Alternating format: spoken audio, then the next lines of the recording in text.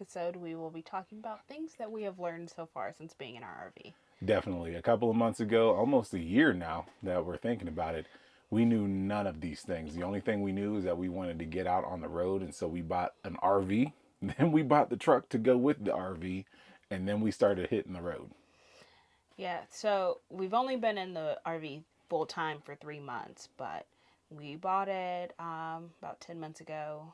We will catch you guys up on what happened with the truck Yeah. and why it took us so long to move in, just kind of stalled our plans. But for now, we want to focus on some good things and some lessons learned up front and super early. Yeah, because we definitely learned a whole bunch of things on this journey, even just from these little months of living full time. But even within just this whole year, we've learned so many different things for this RV and everything that we have to do for this lifestyle. Yeah, so the first thing is cooking. We moved into our RV a week and a half before Thanksgiving. Like, great timing. So we had to learn to use the stove and the oven quickly. Thankfully, we don't do traditional Thanksgiving dinners. We always do tacos and mac and cheese. I don't know why. It's just everyone's favorites, and we all win. But one of the things is, like, when you look on the forums and you look at everywhere, it's like how to buy an RV and how to do these things. No one really helps you with the stove and the oven. It's like, these are worthless, don't do them. So very early on, we had to learn how to do it, how to make it work. One of the biggest things we learned is cast iron is your friend and stoneware is your friend, and they've definitely been helping us along. Yeah, and when it comes to the little things, I mean, the little things matter when you're living in an RV full time. So, cooking is something that's very important. And if you want to see something that was really funny, see us on day one trying to get the stove to work, or day two trying to get the oven to work, which ended up being day two, day three, day four, day five. We ended up getting it, but it looked a little weird. It was only until recently when she figured it out finally, and we stopped sitting there trying to click, click, click, click, click, click, click, click, click for an entire minute trying to get the stove working. But she's actually figured out a lot more to making that stove and that oven work. Yeah. All right, so tell them a little bit about like what we learned with the stove. Well, the biggest thing is buy an oven thermometer because it does not heat the way it says. And if you have a pan, rotate it halfway through, or else you'll burn it. And like I said, cast iron and stoneware is your friend. We bought bigger muffin tins too, and they have worked better. So you will have bigger muffins and cupcakes, but they cook a little more even. As far as the stove, one, it is the quickest way to tell if you're out of propane. Sorry. Mm-hmm. But the other thing is we do have, once again, cast iron and the Calphalon. Yes. Yeah. Those pans. And they have been just lifesavers. I pretty much just put a little bit of oil on it and start slowly. Have the fan on because the smoke detectors are right next to everything. For sure. And it will get set off extremely quickly. I think I've done that like maybe 15 times already. Just setting off the smoke alarm.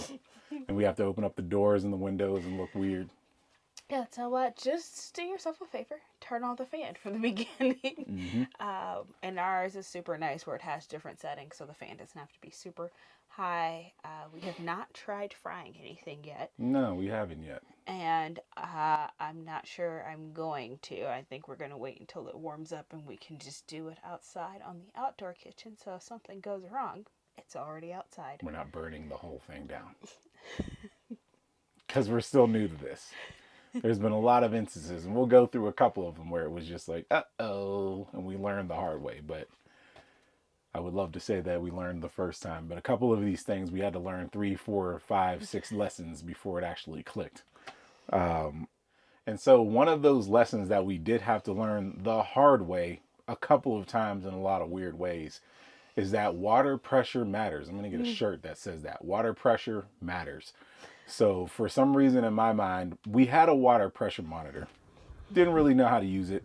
I thought I could just get away with not having it on there. So when I put the hose to the water faucet outside, I was like, nah, I don't need this extra piece of metal. It's just getting in the way. Nope. lessons were learned, because water likes to find small little cracks and exploit that, right? And then you have puddles everywhere, you have water that drips outside. And we started our whole RV living full-time experience in the cold. So water dripping and cold doesn't mix. Yeah. So it was actually, I think it was you who saw the initial leak, Oh and we yeah. thought it was one of our tanks was leaky. We did know it wasn't the black tank because it was too clear, so And it didn't positive, stink. right? Yeah. So positives. Um, but then we also learned how to find the piping in the basement in that moment. One of the things we had done is put like mats down in our basement, so none of our stuff was wet. That was down there, thankfully. Down there, and how to check those. And it is the dead of winter. I want to say it was like 30 degrees every day while we were trying to fix it was this. cold. It was really cold. So we had to find that. We did learn that it wasn't any of the tanks by like getting underneath and seeing that it's not coming from where the tanks were coming from. So we did know it was piping. We didn't know where or anything else. And unfortunately, none of the groups we were in was very useful. So it was a lot of YouTube University. Yeah. And us trying to figure out how to fix it and work backwards. And it was really because we just happened to find it. So we were frantically looking for the leak. Obviously, you don't want water just pouring out into your RV in random places, especially when it's cold. So we were pulling out screws here, pulling out screws there. Finally, down in the basement, we found where the leak was. And it was basically the RVs are manufactured pretty quickly. You're going to have to do a lot of modifications to them, right? But there was a lot of PEX couplings that were connected to hoses, and those don't really jive well when temperatures get really cold and really warm, because of the expanding and contraction that happens with the stuff, right? So one of the hoses fell off the coupling and it was just spilling water all over the place. It was spilling water into the furnace. It was spilling water into the rest of the basement. Luckily, actually, let's go back a little bit. The reason why we were actually able to find it was because one of her water monitors was going off. That's really why we were able to find where the leak was. But once we found the leak, it was like, all right, so how do we fix this type of thing? Trial and error, learned a lot of things.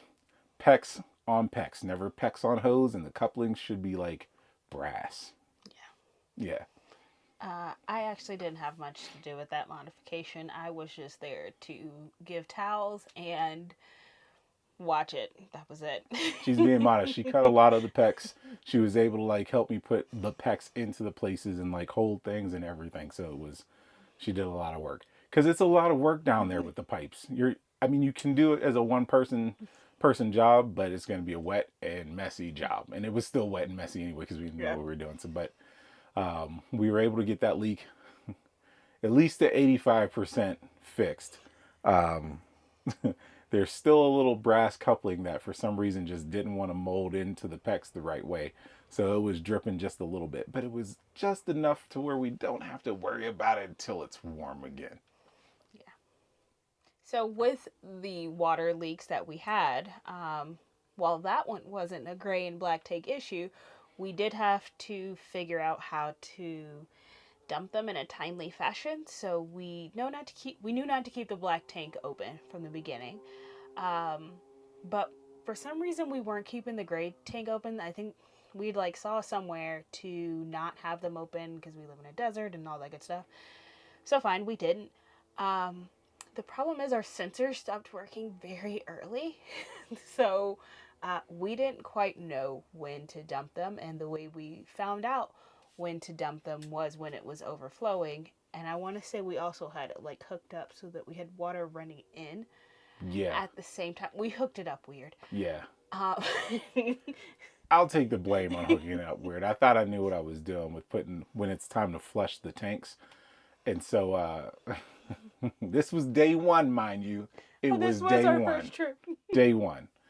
So I thought the idea is that you put water into the tank from outside. So we had one of the hose separators where there were 4 valves that came out of the hose.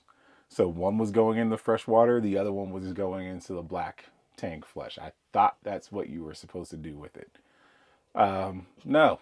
That's not what you're supposed to do with it, because as that tank was filling up, it was just filling up into the toilet, was flowing everywhere. And I mean, you do not want brown muck flowing everywhere in your RV. The cleanup is just unreal. Yeah. Yeah. And what made it worse is we do have washer dryer hookup, and so that too was flooding. So we had the bathroom on this side, washer dryer on that side. Thankfully, the kids' tanks were never affected, so Because they're a different tank. Yeah. Yep. Otherwise, I would have messed theirs up too. Never got touched. It was always just our side that flooded out. And I want to say one time we left and it was down the stairs type flooded out. It was pretty bad. So luckily those times happened in warm weather. Yes. Where we were able to open up the basement doors, open up windows and stuff, and let everything just dry out. Yeah. So we made those mistakes at a perfect time. I don't know how it would have went if we did that in the winter. No, it was our maiden voyage. Yeah. June of last year when we did that one. And we quickly YouTubed and learned that lesson. Yeah. We will actually just do a video. Yeah. To teach people how not to do what we did. What to do and what not to do. Because we definitely did what not to do a lot of times. Yeah. A lot of times. But now we know black tank first, gray tank afterwards. And don't fill it up at the same when you should be using it. Yeah, there's a lot of things to learn. When it comes to that, again, the piping down there is not the strongest. So, like, if you make too many mistakes, you're going to have to fix it. And you're going to have to replace these things anyway, especially if you're going to be living full time like we are. Those things are going to break fairly soon because I don't know if these things are really meant to be in full time. So, like, that's why we're going to have to do all types of mods. And I get why people do mods and stuff now. Yeah. So another thing we learned on our maiden voyage was why a TPMS is important. And like we had heard it, but we bought it and forgot to put it on. He actually grabbed it on the way out the door and he was like, oh, we should put this on at some point in time. I don't know why we didn't put it on right then, but we didn't. So it wasn't until we're going up the mountains, and as we come down to fill up gas, he says he feels something pulling. And so we put them all on at the gas station as he's filling up. He's also filling up for the first time with our massive fifth wheel attached to the truck. Which is weird, but cool at the same time. I feel like a trucker. And thankfully we were the only ones there, so it wasn't a lot to deal with. We could just pull in and be newbies. But putting that on, he was correct. It was pulling. We were losing tire pressure in one of them. Mm-hmm. So we were able to fix it right then because he did fill it and we did pull it, put it on pretty quickly. And they were super easy. Yeah. Once you put them on, like this one took maybe 2 minutes to program the whole thing. And it's definitely needed. So you might have some in your truck, right? But you want to have some other ones. And you may want to put the same ones on every part of your vehicle, like the rig and the truck, just so that everything is uniform. We don't do that just because it's easier for me to see on the truck dashboard what the truck tire pressures are. And then using this one, what the RV wheel pressures are. And so if these ones are out of whack, I automatically think that the truck is out of whack as well. So then it's just time to just check all of them, right? So that's like how many wheels now? That's 1, 2, 3, 4. It's 8. 8, 10 wheels? 10. How many's on the truck? 6? Yeah. There's 10 wheels to check. So you're going to have 10 of these, right? So it's just like, if you didn't have one and you had to just kind of feel where the tire pressure was off, that's 10 wheels to check. That's unreal, right? So this is a lifesaver. I'm glad that she got this one. And that one does come with 10. We just it came with 12. So if we had a triple axle, but we don't. We only put 2, and our RV is designed to have a TPMS on it. We just didn't like the one that it was designed for. Yeah. So we went with a different brand. But if you had, I think it's TireLink that Grand Design partners with, it can go to the app for the RV. Yeah. We also did not have the app set up at the time, so I think that was part of why we chose to go with a different one. Mm-hmm, mm-hmm. All right, so another thing that we had to learn, because we also have kids, so it's not just the two of us traveling around the United States, right? So we have kids, and as you know, kids make lots of messes. Adults make messes, but like kids are throwing little Legos and little pieces of this everywhere and everywhere. And once you're traveling, you have, I guess I'm gonna make a name up right now. Travel shock? No, that just sounds dumb. Either way, when you move, things are gonna move within the RV. So something is bound to go in to one of the slides, and you just don't want those problems, because then you might not be able to pull the slide out, or you might not be able to pull the slide in, and that'll definitely ruin a vacation. Yeah, so what we did, which also duals because it does help with insulation, either keeping it cool because we live in a desert so it's hot, or keeping it warm because we live in a desert and it gets cold. But we have these foam paper things. They just come in huge rolls at Lowe's. And we just lined it along the slides in the living room / kitchen area, those two slides.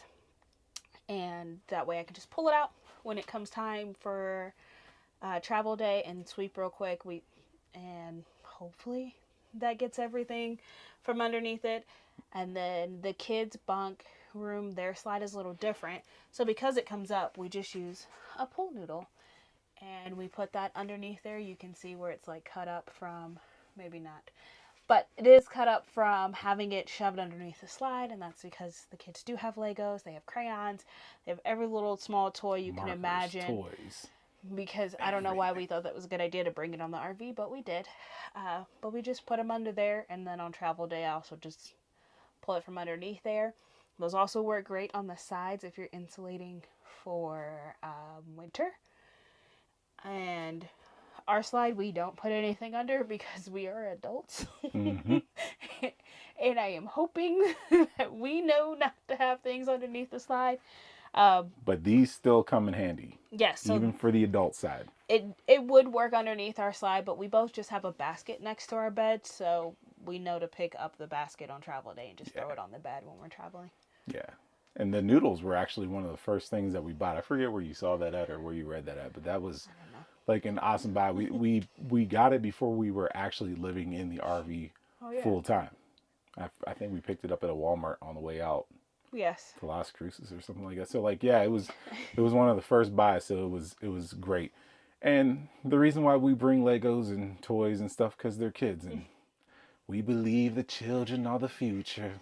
Teach them well and let them lead the way. So, like we have to have all this stuff, and we want to protect our RV because it's our home now. It's not just something that we use on the weekends or for vacations.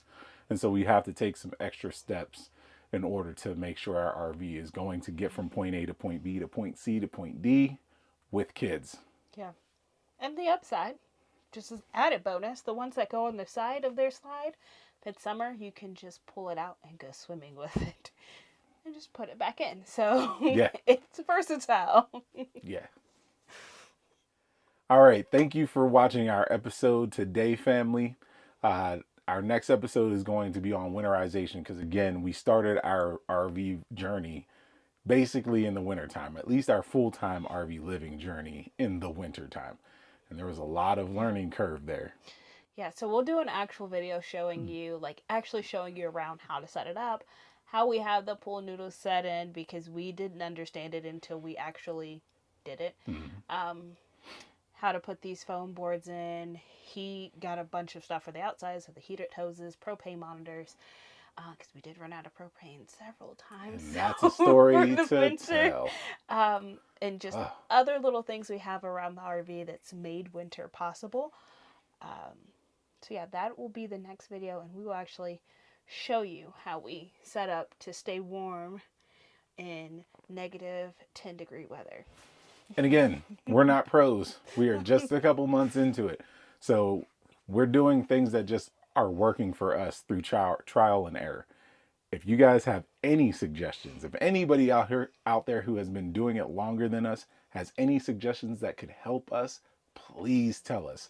Comment in the sections below, DM us, whatever it is. Send a carrier pigeon and smoke signals and stuff to let us know how to get over some things, because I'm telling you, on the days where it was just like, oh no, we're out of propane, or we didn't know, there are just so many stories where we had to figure things out And we Yes. would love to not figure everything out Yes. on this journey.